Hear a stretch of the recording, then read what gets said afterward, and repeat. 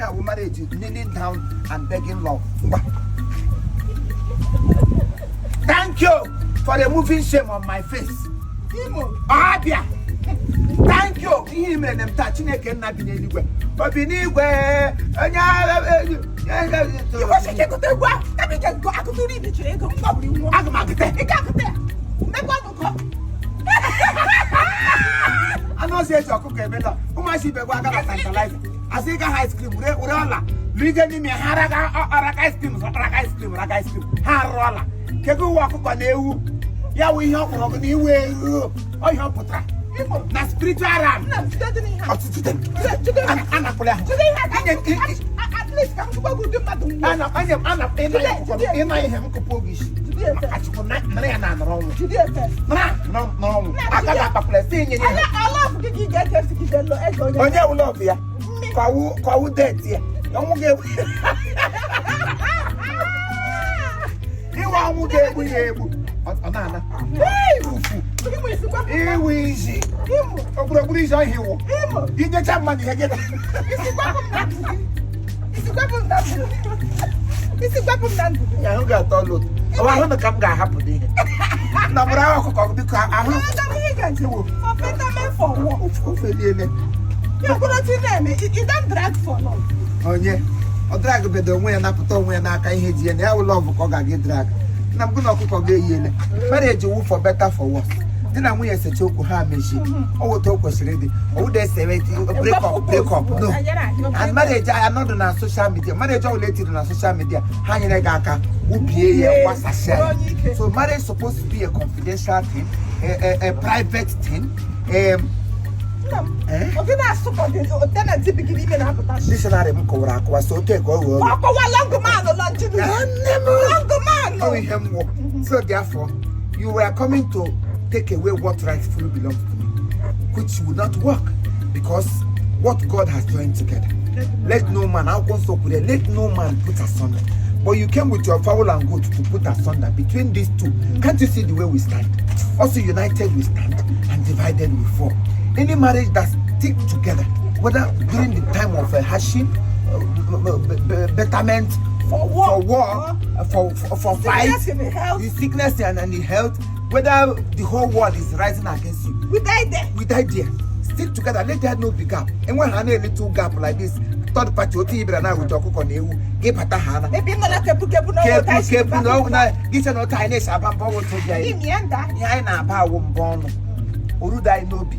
After all, in every land there must be misunderstanding. Oh, they want misunderstanding. Bishop and the Harapo. But the summary of it will still come back together and continue to live as one. But anytime you have it in mind for breakup, I could have walked. I'm so good. I said, so number. Little very here and think about Pata. I told him being a Patalam of Kokogamos. Arise, don't be stupid. My wife is on my side. Arise, oh. Arise, we're not Kokogi. We're here in Lawa. Chineka, Paula, Yoko. Oh, we are Koya. Oh, we are. Yeah. So Mbagan Kitty. Abrangon Kitty. Get Tanya Galanoya wood and then one.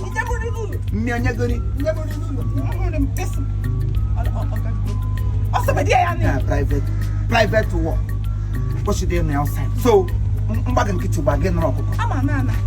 About the December, how come on a national world? 25,000. 25,000 I told the member. I love you that day. I'm to love everybody. I didn't say mingle with everybody. Love your fellow human as you God love each other. In a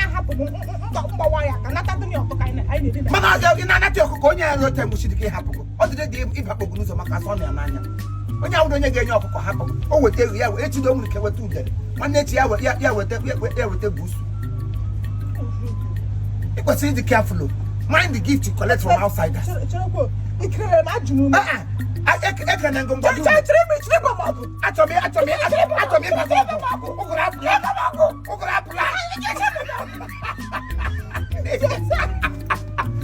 Alright, guys. Thank you for watching. We love you all. We keep on giving it to you because we are meant to bring happiness to humanity. Yes, happiness and joy. Everything about this time or this period we are is happiness. If you allow yourself to be engrossed with sadness, engrossed with so many negativity, that means your life will be shattered. Cut short in a nutshell. But once you allow happiness to flow and radiate inside of you, you will see your life or see yourself glowing, flourishing. And then the summary of it, make God your number one. Because every family that has God has everything. With God, all things are possible. Yes, sir. Yes, so we love you all. And then subscribe, follow, share this program so that you can get to anybody.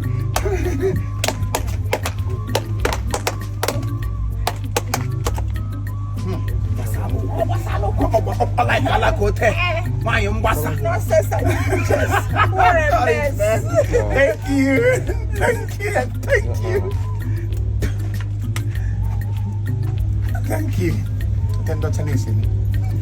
Thank you.